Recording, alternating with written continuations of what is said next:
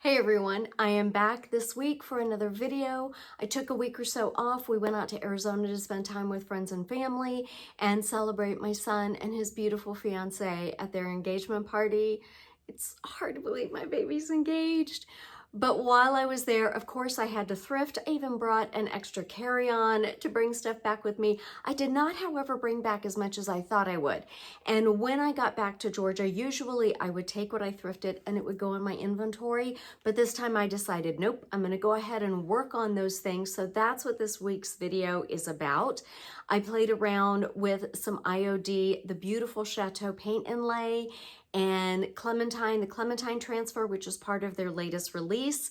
All of the items that I have created this week are on my website, sgvintagecrafts.com.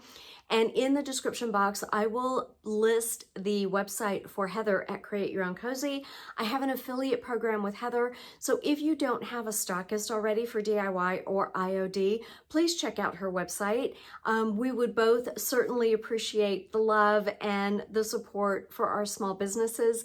Before I get too much further, let me introduce myself. My name is Leanne, and I'm the face behind Small Gestures Vintage and Crafts. And if you're interested to see what I came up with this week, then stick around and let's do it.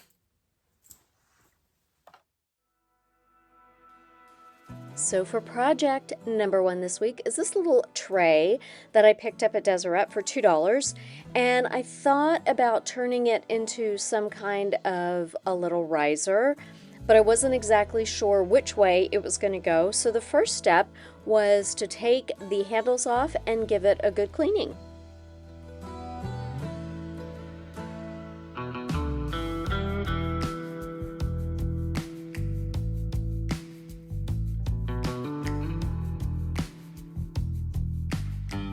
So I was a little suspicious about that spot under the handle, and the more I started poking and digging, I realized that this chunk of wood was dead, and as you can see, it just popped right out. So I have to make a little detour and fix the gaping hole at the corner of my soon-to-be riser. I taped the back with some blue painter's tape because I'm going to use some Bondo to fill in this gaping hole. And Bondo is a two-part compound. There's the putty and then there's the blue cream hardener, and you mix them together, and you do have to work kind of quick. It sets up pretty quick. It's going to take a little longer for this to set up because of the amount that I'm using, but you can see I'm just starting to fill in the gaping hole that I have here, and then I'm just going to put some tape on the front just so it all stays in place while it dries and it doesn't ooze out anywhere.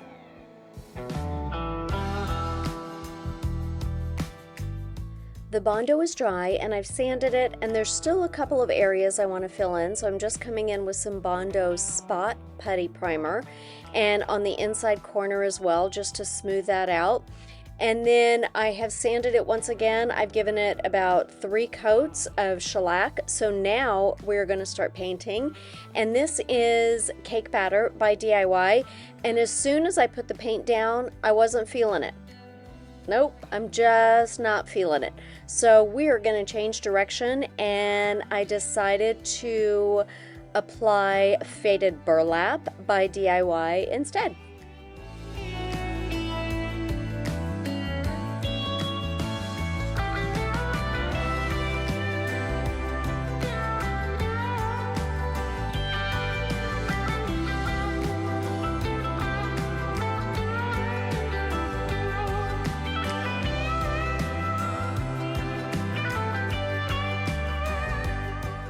Now you can see in the corner there, I did not get the Bondo perfectly even, but I'm not worried about it. You are not going to be able to tell when I'm completely done with it.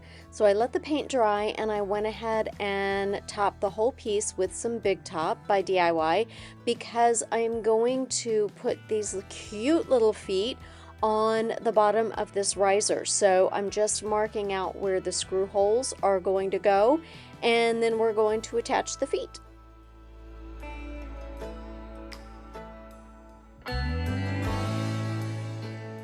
Or so I thought. So I pre-drilled all the holes because they're lightweight screws, and again, this is hardwood, so I drilled the holes and I was able to attach 2 of the feet. One of the screws broke off on another foot, and 2 of the screws broke off on the other foot. So in the end, I have 2 feet attached with screws. I have 1 foot with 1 screw and CA super glue, and 1 foot attached completely with glue because the screws broke off, so I could not put replacement screws in the wood. That being said, it's not going to hold a ton of weight, and I have no worries about the CA glue whatsoever.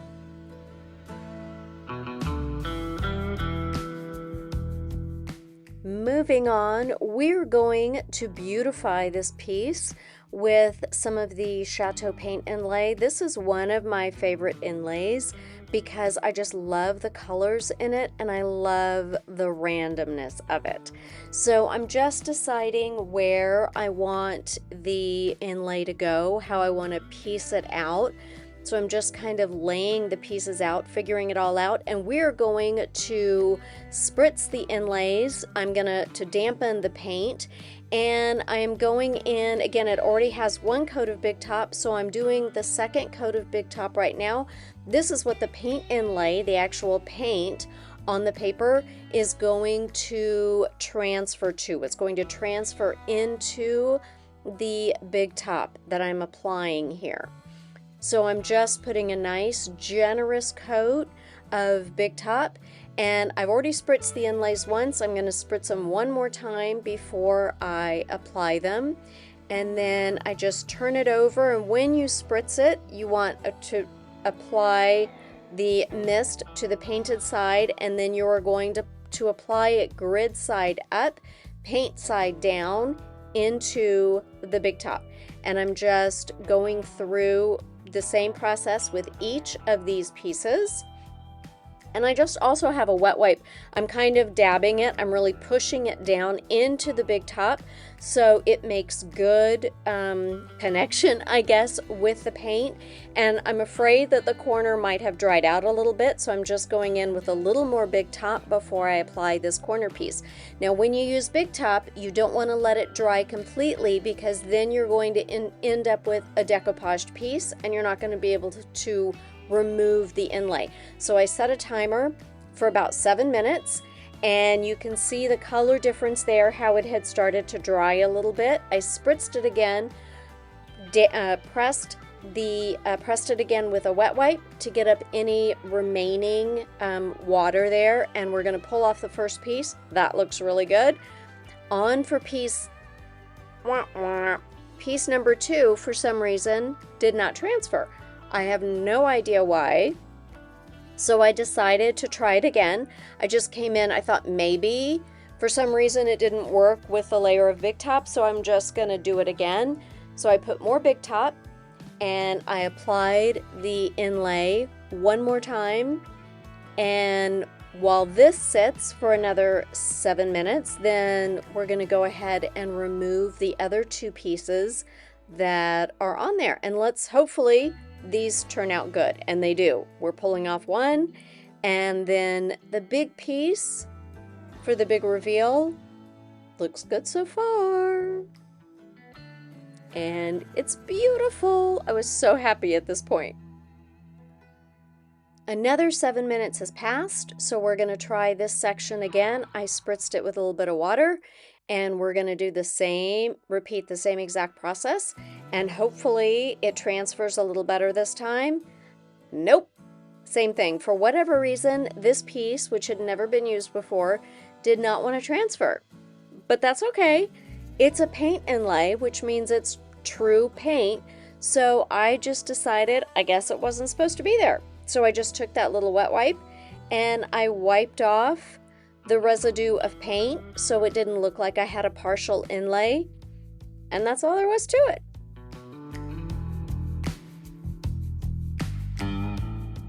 Now, when you do seal a paint inlay, you do have to be careful. You can spray it with a spray sealer, or in this case I used Big Top by DIY, and I loaded up my brush and just use a very, very light hand. Because it is paint, you can smear it. So you just want to go very, very lightly so you don't smear the existing paint that is on your surface.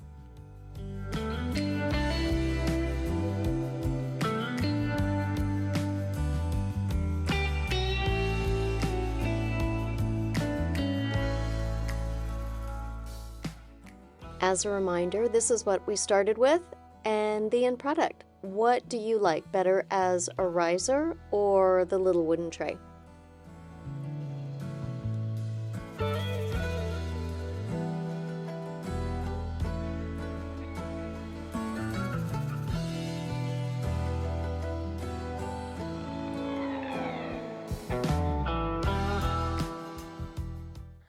Project number 2 comes to us courtesy of this moss bowl I also picked up at Deseret, and the wood feels like balsa wood. It's super duper light. But before I could bring it back to Arizona, I wanted to dig out all of that styrofoam, so I did, and now I have a mess on my hands to clean up. You can see this bowl was also $2, and it was a Threshold. I think that's a Target brand. So, and all of that discolored, that's all glue. So I had to get to work with my heat gun, scraping all of the leftover styrofoam out of this bowl before I could take it on to its next step. So I scraped it out, I sanded it out, and you can see some toothpicks there because, like I said, it was also, this moss, the styrofoam was also screwed in. So I've cleaned it all up, and now I am coming in with Dark Decrepit by DIY because I want this to have a nice dark stain. I don't want the light wood because I'm going to come in with some milk paint to finish this off, and I want the nice dark wood to show underneath instead of the super light wood.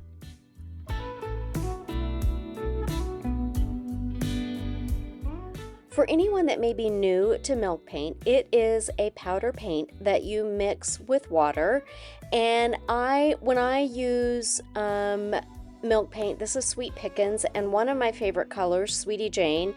When I mix it, I always like to have 2 scoops handy. You use equal parts paint and water, and I use water first and then come in with a different scoop to scoop out the powder paint. And then you're going to mix it for a couple of minutes until it's fully incorporated. My favorite is to use one of these little milk frothers and then let it sit for about 10 minutes. When you're ready to use it, it will have the consistency of like a melted milkshake. Before I use it, I always give it a quick stir because it can be kind of frothy on the top, and I just want to incorporate all of that froth with the more solid paint, not solid paint because it's all liquid, but with the paint down at the bottom. And then I just go in with my first coat. You can see sometimes the first coat can be a little scary looking, but I just go in with one coat and then I hit it with my heat gun on the outside and then proceeded with the inside as well.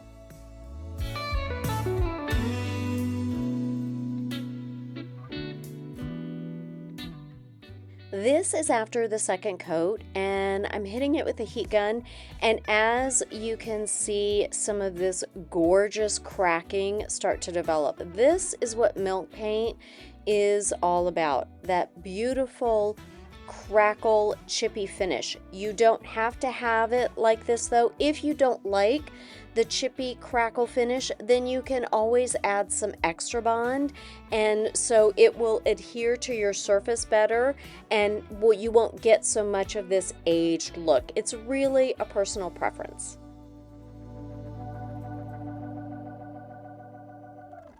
Before you seal the milk paint in, you need to get rid of all that loose chippy paint. So I like to use a combination of sandpaper and a stiff nylon brush because the bristles of the brush will kind of get under the loose paint.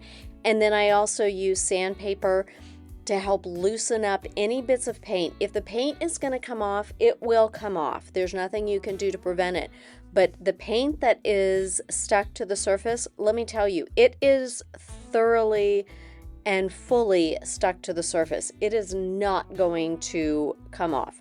I am getting pretty aggressive with this sandpaper, and where the paint is meant to come off, it flakes right off, and you can see the rest. That beautiful color is left behind. And when you sand milk paint, it gives you such a buttery, smooth finish. I absolutely love it.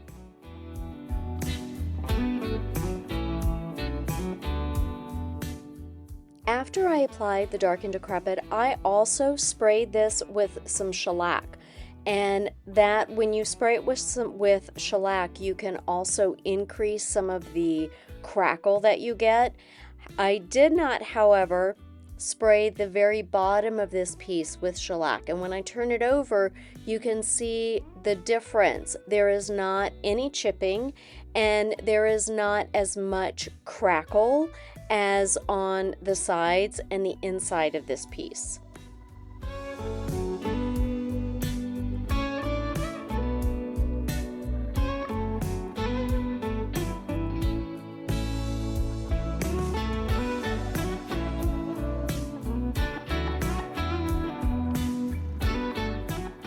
It is time to seal it in, so we are using my favorite by Sweet Pickins. This is dark oil wax, and I'm just brushing the wax on the inside, and then we're going to brush the outside as well. And I let the wax sit on for at least 10 minutes to kind of soak down into the paint. I'm almost running out of this jar there, but I'm just pouring it in and then brushing it on all of the surface. And then, like I said, we're going to let it sit for about 10 minutes, and then we're just going to wipe it back.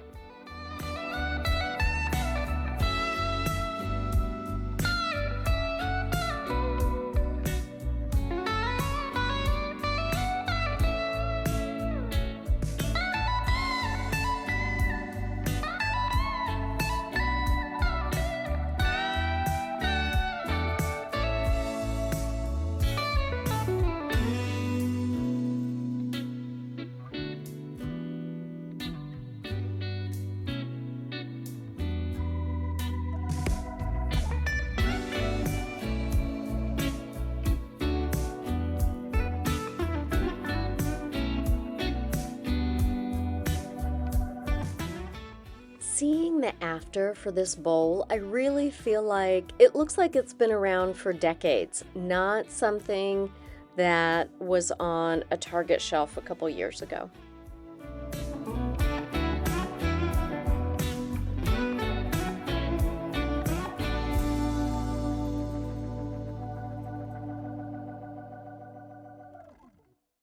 Alrighty, moving on to project number 3. I found this little planter, and this is a heavy weight planter. Look at $34.99, people from Hobby Lobby. We all know it's not always $34.99, but that was, I had a little bit of a sticker shock right there. But I got it because I love the texture of it, and I again want to do milk paint. I want to show some of that texture and the colors underneath. This is the color Hollandaise, which is a beautiful yellow, and again it's equal parts water and paint.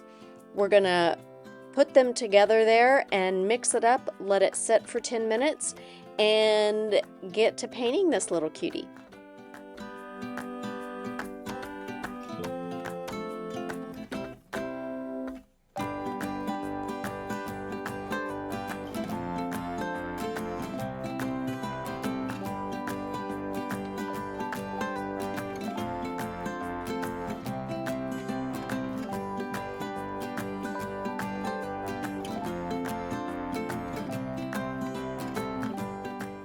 As I was drying the second coat with my heat gun, I encountered some chipping, which is a little more than I had planned on, and you can see the heat is curling up the texture on this little planter, and it is flaking off down to the resin. And I don't mind chippy, but this is way more chippy than what I had planned on.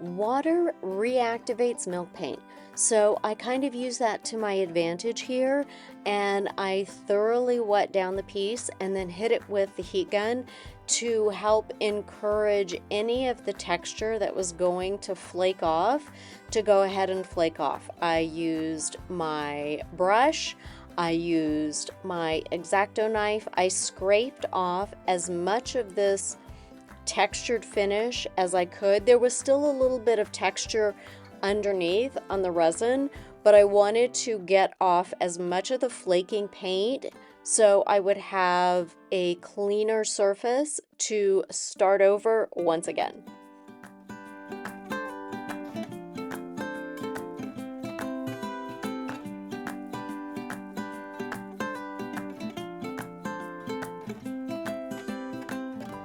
So it has been cleaned up once again. I have gotten off all of the loose paint, and now I am coming in with Dixie Belle paint. This is a patina paint, and this is in the color copper. So I'm going to give this a good stir, and this is going to be my base color. And once this dries, we are going to reapply the milk paint.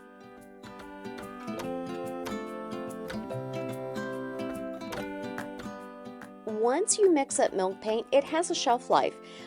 You can put it in the refrigerator covered and it will last you a couple of days, but once you mix it up, you really do need to use it. So after the patina paint was dried, then I used the rest of the yellow paint in Hollandaise. I wanted to go ahead and use it up. I didn't want to waste it. And then after that dried, I came in with the paint that I had left over from the previous project in Sweetie Jane. And I evidently did not film any of that. Sorry, guys. But you can see me dry it. When I applied the yellow, I just let it dry naturally. I did not apply heat to it. I was a little hesitant to be perfectly honest. I wish I had, because then more of the copper paint from underneath would have shown through, but I'm okay with it. I love how it turned out. I think it really does have kind of an old world look to it, I guess you'd say. And we're using the dark oil wax once again to seal all of this milk paint in.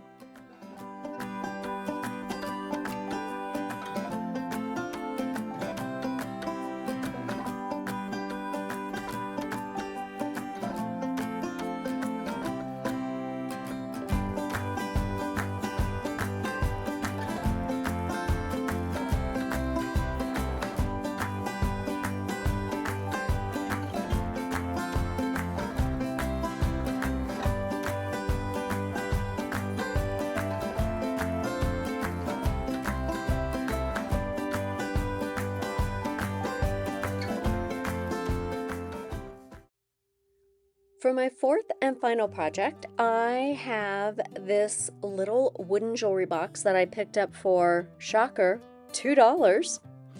And I didn't want to use it as a jewelry box. I wanted to transform it. So it's in really great shape. I just needs a good cleaning before I get started, because we're going to rip the insides out of this jewelry box.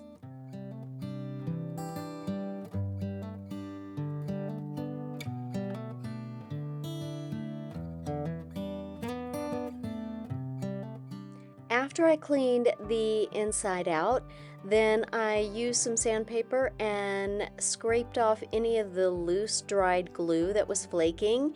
And I took the hinges out because it didn't close properly. It was a little wonky when it closed. And I'm marking the center back here because I'm going to take this perfectly good little wooden box and I'm going to drill a hole in it. So my drill would not fit on the inside of this box, so I'm putting a little bit of tape there. I'm hoping to avoid splitting any of the wood, and I had this wooden block there that kind of fit. I wish it had fit a little bit tighter, but that's all right. I've marked the center, and I am just starting to drill my hole through the back of this box.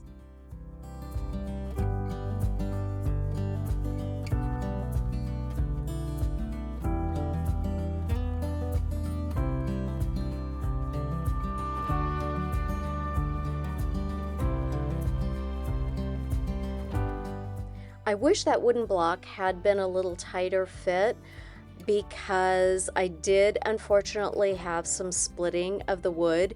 It really was kind of bulging out there, so I just pulled up the wood that was loose, and we're just gonna go ahead and fill it in with some of that Bondo spot putty.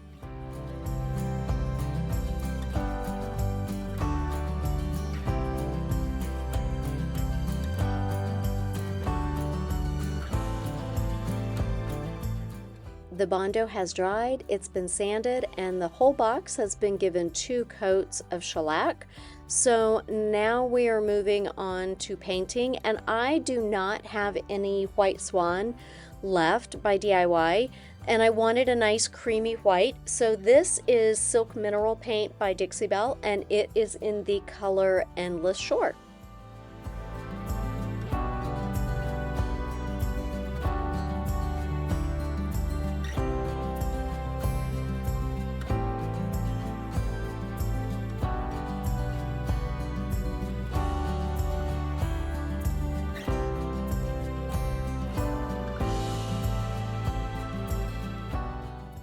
So I applied 2 coats of the white paint on the exterior of this box, and I wanted something a little more intense for the inside to match a color from one of the transfers I was going to use.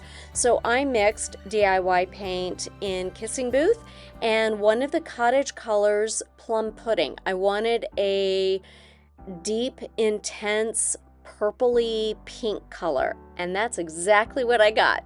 So I have to seal this paint in. So I'm using some Big Top by DIY, but I've poured it into a little separate container right there.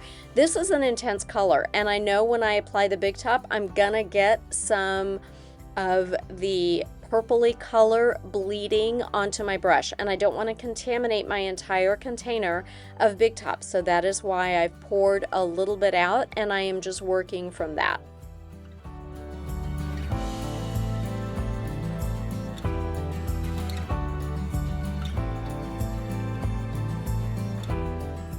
Everything is dried, and I have applied new hinges to the back, and we are working with this beautiful transfer from the Clementine Transfer book from IOD, their latest release.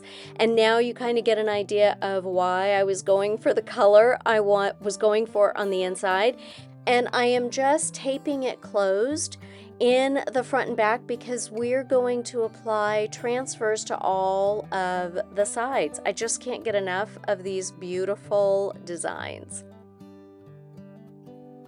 So I've cut the edges of this larger transfer into 3 strips for the 2 sides and the front, and then I'm just applying it down and using the transfer stick that comes with the book and just working my way down and making sure that the transfer is fully adhered to the surface, and then just sliding my finger along and lifting it. If there's any areas of the transfer that lifts up, then I just go back and go over the area again and just work my way down bit by bit and side by side.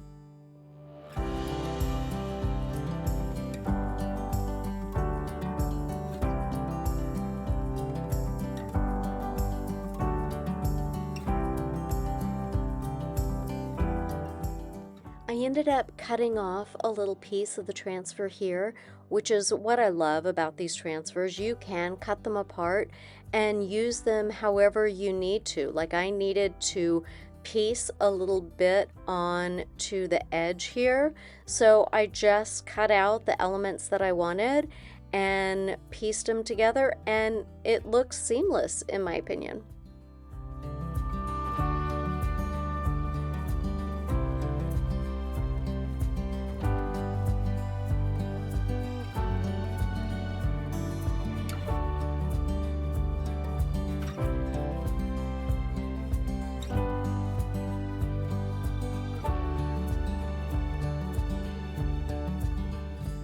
So after the transfers were applied to the sides, then I just burnished them in really well. I just rubbed them in to make sure I didn't have any gaps or air bubbles or anything like that. And then I just came along with an X-ACTO knife and just sliced them where the top and bottom of the box meet, and got to work on the transfer on the top.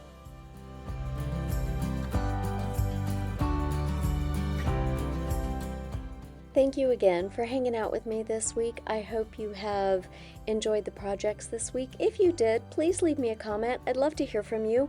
And if you have not already, I would appreciate it if you would subscribe, like the video, and feel free to share it with someone that you know.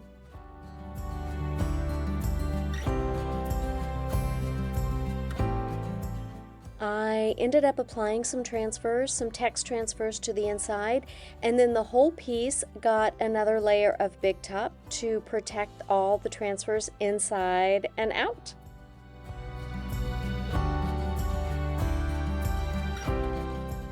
And if you're wondering why I drilled a hole in the back, well, I decided to convert this jewelry box to a charging caddy.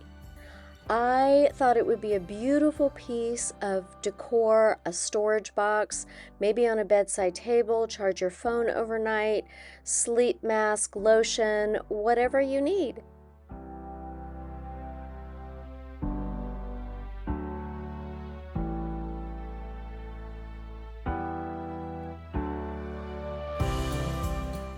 And this was not planned, but can we just take a moment to acknowledge how beautiful the Chateau inlay and Sweetie Jane go together? Absolutely stunning. Thanks again, and until next time, take care.